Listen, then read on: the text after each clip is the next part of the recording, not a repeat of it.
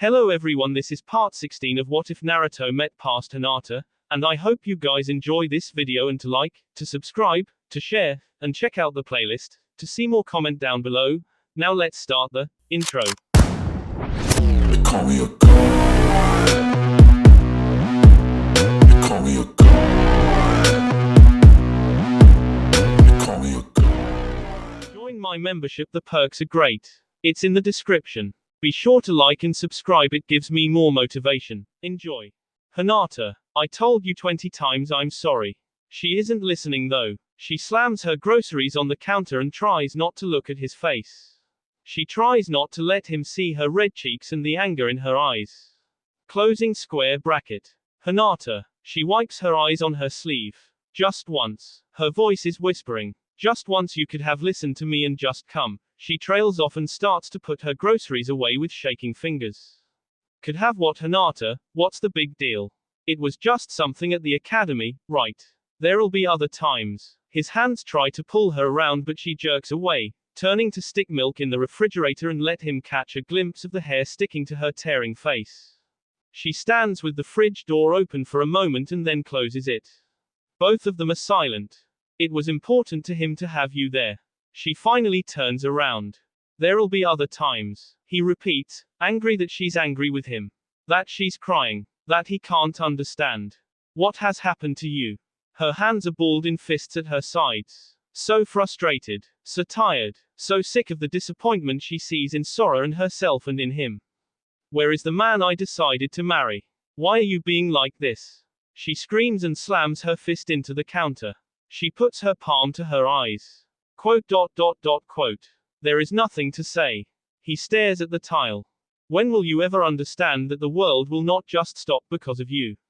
She looks at him, furious. We are all that boy has and you blew him off like he was just another kid. Her hand sweeps towards the apartment's window, the cramped space hot and humid from the summer air. Is this all we are, Naruto? Is everyone else just a step in your glorious story? More silence. It is crushing her. Her voice drops, lowers, pleads. She tries to explain. Tries and tries and tries. To be patient. To be understanding. To make up for her yelling. He won't look at her. He won't look at her anymore. That little crease in his brow, the way he's starting to lose weight again. The things that keep his eyes from looking anywhere but where they need to be. Naruto. She is sorry. If he would just listen. If he would just tell her what's wrong, she could help him. She understands that he needs to be something, but he is already more than something to her. He can't see it. Why can't he see it like she can? Naruto, you promised you would be there for his commendation, after you signed off as his teacher for that stupid assignment. Naruto, look at me. He was devastated. You keep doing this. First there was my teaching certification and Neji's ceremony and all the other ones that you keep ignoring. Naruto, there are some things in life more important than our jobs. He opens his mouth, staring at her. He can't believe she says that. After everything he's been through. I am trying to get recognition. I am trying to be somebody. His hand digs into his chest, prodding the thick muscle and the beating heart and everything he is. Fisting his shirt. He grits his teeth and yells something incoherent. I'm just trying to be somebody. To reach my dreams. I've worked so hard, Hinata, to get there. Every day I have to make this grueling climb to the top. I'm sorry. I'm sorry that I can't ever achieve anything without somebody having some kind of problem with it. Her lip quivers. Do you hear yourself? Is that all? After everything I have SD for you, so that you could do everything you wanted, is that all I am, Naruto? A person with a problem. What am I? He looks away. Naruto, what is this? What is this that I'm doing? Why can't you just think of someone else for 1 second? Why can't you just stop seeing only you? Naruto, answer me. Silence. Naruto, I can't do this anymore. You're forgetting what's really important. The wife crumbles into more tears. It's like she can't breathe anymore. Maybe you should have just listened to your father. Maybe you are too good for me. The husband's footsteps echo in the hallway with her cries. The bedroom door slams shut. She doesn't know what to do, so she cooks. Steaming dumplings, heavy bowls of stew, bright vegetables simmering in her pan, poked cautiously until poured onto another plate. The house smells rich and warm. Her stomach twists as she inhales and sets the table for two. She eats silently, business as usual. It has to be. She'll break if it isn't. She clears her dishes away, soaks the contents of her pan. She picks up an empty bowl, a housewarming gift from Aruka-sensei. The pad of her thumb wanders over the ceramic for a moment. The floorboard creaks and she turns, pinning the husband down with her eyes. It smells good. She nods and sets the bowl gently in the cradling embrace of its twin in the cupboard. The husband sits. The husband eats a little, pushes his plate away and stands, bringing the remains of his supper. Do you want to go lie down? I can clean up. Hinata doesn't know what to say. She stares at him and then looks at the sink. He walks to it, turns on the water. She sees his back, the stiff muscles, the way he's used to doing his own dishes. I don't feel sorry for you. Naruto stops rubbing the bowl and stares at his soapy hands, the hot water still steaming in the sink. Hinata wraps her hands around herself, fresh tears already poised to fall. I never felt sorry for you. Even when everyone was against you, when you were alone, I never did. She chokes. Naruto turns the tap off, watching the water swirl into the drain in a whirlpool. He suddenly feels caught. I knew you could do it yourself. You could reach everything yourself, if you wanted to. He finally turns around and she's smiling at him through her tears, grinning despite the pain. But you didn't want to. You didn't, you wanted me to be by your side. So I felt honored. Her voice is teetering on the edge, ready to shatter. Another tear tracks her face, a silver path in the dim lighting. I was so happy that you wanted me to be with you. To help you, to support you. The husband looks at his wife as she stands with arms folded across her, every ounce of sincerity she has concentrated on someone who said horrible things, who forgets the importance she holds, who takes her for granted. Her smile snaps at the corners of her mouth and she holds back as best she can. NGH. Her wrists press into her eyes as she lets out a cry. It is breathy and hissing like air that has been held in too long. Please don't reject me, please don't reject me anymore. I can't take it. Naruto swallows. He doesn't want to admit he's wrong. He hates it. But for her he will. She has done so much. There is a scar on her shoulder, and another on her back, a gentle curve, like someone had traced the skin with a pin until it raised away from her skin. These intimate places he knows, he's kissed each one of her fragile fingers, pressed his head against the shoulders that now tremble before him. I'm afraid. The wife looks up at her strong husband. He is squinting at her, some kind of shameful smile on his face. I'm afraid that you will regret what you've done for me. She looks at him incredulously, her expression softening. She sniffles and touches his N. Do you really think that little of me? No. She shakes her head at him. Arms wind around her. She strokes his hair as he breathes against her collarbone, stooped down. Naruto-kun, you are like a child. I'm so sorry. His apology is whispered, like a little boy. She holds him, standing in the kitchen, her strong husband who will one day be a strong Hokage, is still a little boy at heart who does not understand how to let her care for him. I know it is hard to be with me. I don't understand how to be with someone else like this, I was alone so long. Her breath traces the edge of his ear as he speaks. But I'm trying. Me too. The orphan in her understands. Hinata didn't remember the fireworks from that festival. The small wooden bench was directly in front of the river, giving a perfect view, but she doesn't remember the bursts of color or the fizz and pops of the rockets.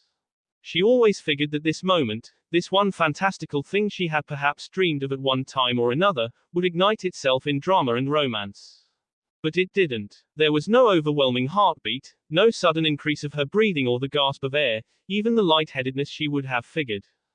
The world was unnaturally silent though, if that was enough of an indication that it was playing witness to something special.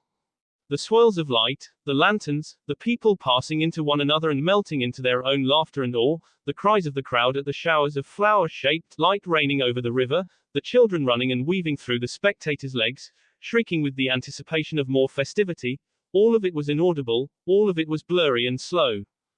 They didn't touch each other save for that one place. Hinata's hands were planted in her lap, fingers grasping the smooth sandalwood of her fan's handle. There was no surge of adrenaline. No explosion of life in her, no burning fire of engulfing exhilaration. A firework scattered into the sky, booming into the hot summer air. Cicadas quieted and then began again, humming into the trees with their vibrating roar.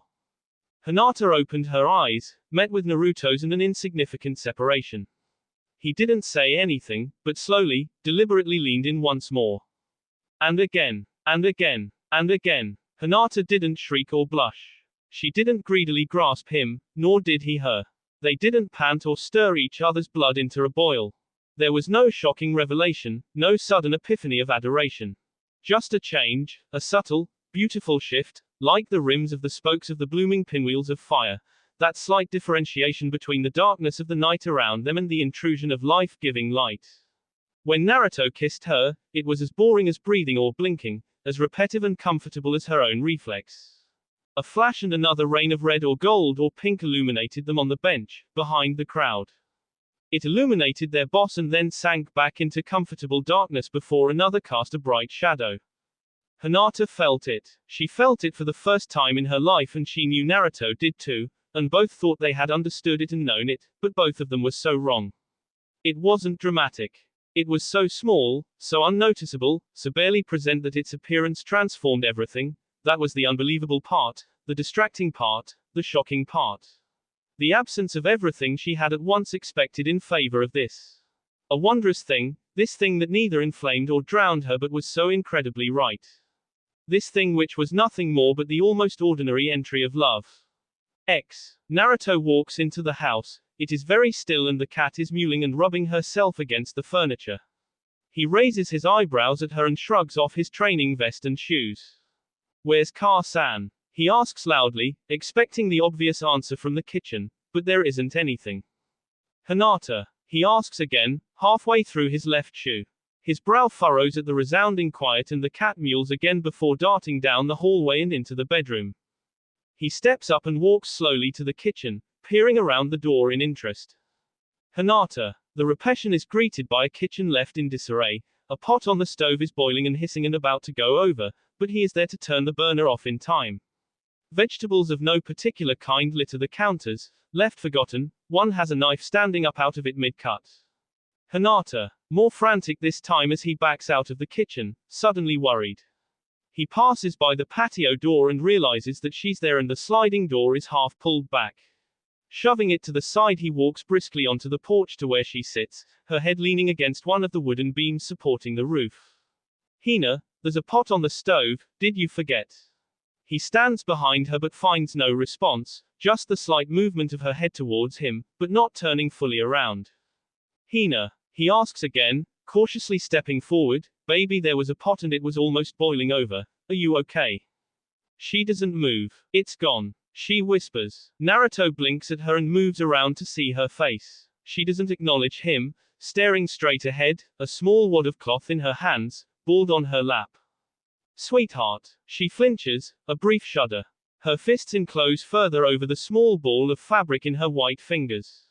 It's gone, I lost it. She whispers once more, and then with no more provocation her mouth opens and then closes. The baby. I lost the baby. Naruto doesn't say anything. He is stunned into the silence as the two of them stare at the grass beyond the porch. Her shaking fingers unfurl the small soft infant washcloth and then condense it, over and over. Crushing. It's gone. They said there was something wrong, she repeats, and Naruto watches the tears that are now falling fast down her cheeks, or the way her face is contorting into a kind of agony he's seen too many times before, silencing her words, hand coming over her stomach, fisting the fabric. Hinata. He cries out suddenly, dropping to his knees. Arms wind around her, suffocating and warm and heavy. Hinata, this happens every day. He tightens, trying not to let the emotion creep in, but it's there and he can't stop it. It happens all the time and people, baby, this isn't the end. This isn't the end, okay baby. Promise me you won't give up, don't give up again, we'll try. We'll keep trying. His words become lost in his head, and she isn't really listening to him the way she knows she ought to. She should feel comforted, she should feel justified. It wasn't supposed to happen again. It wasn't. She wants to beat him off of her, to shrug his arms off of her, but she can't because she's such an ungrateful, selfish person. She can't be a good wife, she can't provide. She's empty. But he still loves her and she is so greedy it disgusts her, but he is all she has and she loves him. Kami-sama, she loves him. They told her that it wouldn't happen this time. They did everything. Followed everything. She did everything. It was going to work. They were going to be a family. She would get better, she would be happy again. She wouldn't cry at dinner or at night. She wouldn't look away from him, ashamed, pull away from his embraces and the needy grasp of his hands. She was going to smile again. She wouldn't make him worry anymore. Hina-chan, smile for me, just a little one. And those times that she could be convinced, but they weren't passionate, but instead so filled with an ache in her body. He would hold her and she would hold back, but it would be the hold of a person, the last tie to the earth. She would kiss him so desperately and he would kiss back, and later in the night, her body under him, both spent, she would sob into her hands and roll over, away from him. Once, he was angry. All she wants is one. Just give her this one thing. Damn it. Doesn't she deserve it? She was sitting at the table as he shouted over the thunder after the second baby came, full term, and was so still. He knocked over a plate, it shattering on the floor. She had apologized and he'd held her and told her violently not to. It wasn't supposed to be this way, so she should be able to believe him. But she can't, because this is too real, it's too real and the feeling in her chest is so awful, and she still can't believe it, just like she'll never believe it. The first time. The second time. Now. Every time she can't give it to him. She feels insignificant, she feels betrayed by her own body. Disgusting. Weak. Useless. She can't breathe. She sobs instead, because who is he to think he understands? Her body latches to him, the wails racking her body. Hinata, we won't give up. This isn't the end. She lets him hold her above the waves, too afraid if her head goes down she'll never come back up. I'm too weak, I'm too weak. She cries into his sleeve. Always too weak, to be anything, even a mother. October wasn't the best time to have a birthday. Autumnal rain pelted the tin roofs of the buildings and swamped the dusty roads with mud. Children were cooped up inside school, making for empty streets and other than the sound of the distant thunder, a quiet city. If the weather was dreary enough people would close up shop early, knowing that patrons wouldn't be out and about. It was Reading weather, for some, like Shikamaru it was shoggy weather. For others like Sakura it was sick weather and she was practically overrun by patients down at the clinic all with their coughs and complaints. So it wasn't a very large surprise that Naruto wasn't having the greatest day when his birthday rolled around. He had wanted to go to Ichiraku with Iruka. It was closed due to the inclement weather. Thunder thrashed in the clouds and lightning sparked around the streets. Kakashi tried to cheer him up, but surrounded by mountains of paperwork for his aptitude tests, Naruto proved to be a hard case. Why don't you just go home, Naruto? You can finish all this later, can't you? Naruto had shrugged and sighed in response to his former sensei's rather appealing idea. Hinata won't be home for another hour or two, school doesn't let out until, what? 4. No use going home to an empty apartment. Kakashi nodded in understanding. Ah, I see, you have big plans tonight. He said suggestively and Naruto blushed, glaring at the man who was very conveniently searching for something by the little room's coffee maker. No, Naruto huffed, before sinking into the old, rickety chair with another exhale. I've been too tired to do much celebrating. He continued softly, Hina understands, so I doubt she did anything out of the ordinary. Kakashi gazed at his former pupil and smirked beneath his mask. Naruto still didn't understand how Hinata thought about him, maybe tonight would finally knock it into that thick, brilliant, head of his that his fiancée was a little more than just another girl. Well, anyway, when 4 rolls around you should go. Sensei's orders. Kakashi replied shortly, stirring his coffee and propping his feet up on the table Naruto was working on. Naruto rolled his eyes and issued some complaint about his dumb teacher, to which Kakashi said nothing. The conversation began to bubble around them, influenced by the sleepy sound of the slackening rain and the space heater that made the room too comfortable to ignore. By the time they realized they'd been talking for so long, it was already 5:15. Well, I'll see you later, Kakashi-sensei. Thanks for cheering me up and giving me a distraction. Naruto rubbed his forehead appropriately. These Anbu aptitude tests are king me. Kakashi chuckled. I know. They based half of them off of my scores. Sticking out his tongue, Naruto left the room, pausing in the doorway to lift his hand in farewell. He ambled along the streets, not bothering to do anything out of the ordinary. He said hello to the typical people he saw on his walks home, the rain flecking his clothes as it lightly drizzled, clouds recollecting for another late-night storm. He was almost 23 and yet he felt so old. Smirking to himself, he continued on, rounding a few alleys to make a short distance out of his usual multiple block TS. His steps slowed further as he approached the towering apartment building where he and Hinata called home. As usual, he stopped at the corner and searched for the fourth-story window, third from the right. The window was closed up tight. He sighed, seeing his breath pillow into the chilled air. Faint light was under the sill, spreading out from the building. With a shake of his wet head, he opened the door to the apartment and began the long four-flight climb. A little winded from his melancholy and the trek home, he unlocked the door and nudged it open, kicking his boots on the mat. He heard the sound of a spoon scraping a wok and had to smile at the aroma filtering through the small flat and into his head. His heart rate increased a slight amount as he fished for his slippers in a lazy manner, shrugging off his jacket to reveal the durable t-shirt underneath. Tadaima, he said loudly, kicking the door shut all the way and latching it. Hold on, he heard Hinata shout, and so he did, pausing midway between the mudroom and the rest of their home. He raised his eyes to the ceiling, silently counting the seconds before he heard Hinata's feet padding on the wood floors. Welcome home, Otu-san, she chirped, and Naruto redirected his gaze to Hinata holding the newest addition to their house with a look of complete excitement on her flawless face. Naruto blanched at the cat who eyed him warily from Hinata's embrace. Otu-san, really? Naruto breathed wearily, trying not to be intimidated by the cat's beady gaze. I'm not that old. He walked past Hinata and into the kitchen, going all the way through the kitchen to the shut door of the bedroom. Hinata turned, watching him before her brow furrowed. She gently set the cat down and checked on a pot of food before hurrying to the bedroom after him. Naruto? She asked, peeking in. Naruto was lying in the middle of the floor, arms over his eyes. He grunted in response. Hinata blinked at him and then dropped to her knees, tugging insistently at his clothes. Naru-kun, I made your favorites. There's even red bean cakes for dessert, she prodded, receiving no real reaction. Hinata let her fingers curl limply in the folds of his shirt. Naruto, I'm sorry I called you, Otu-san. She started hesitantly, I was just excited because of Mimi. Naruto internally rolled his eyes at the mentioning of the surly cat waiting in the kitchen, probably curled by the radiator, her plush body asleep but her mind plotting his demise. One eye peeked open from between his heavy arms, searching Hinata's face. She was flushed with her own silliness. Naruto couldn't help but melt at that look.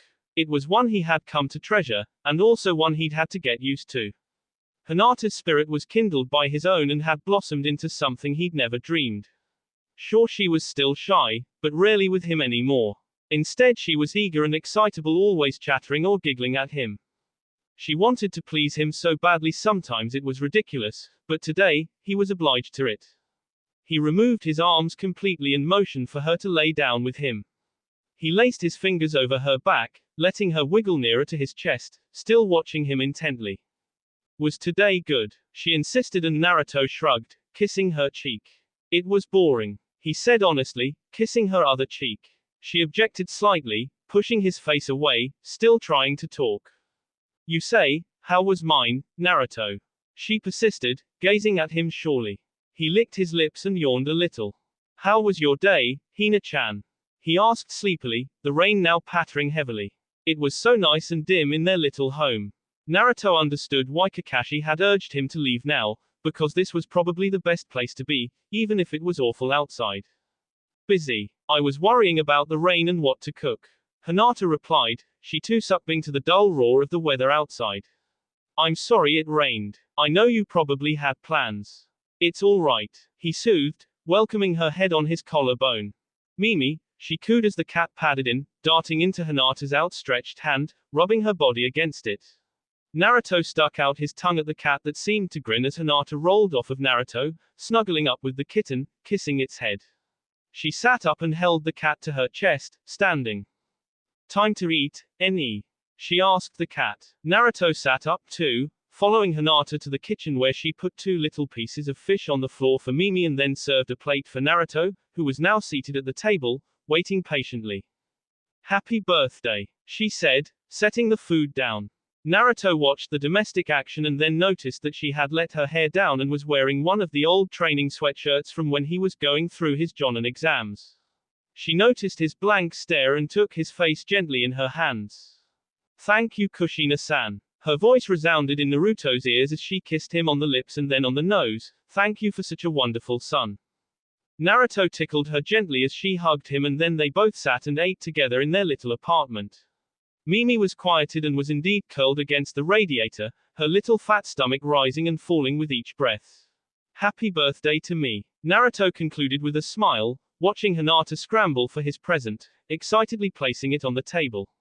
A frog clock. Naruto laughed. Maybe October was alright after all.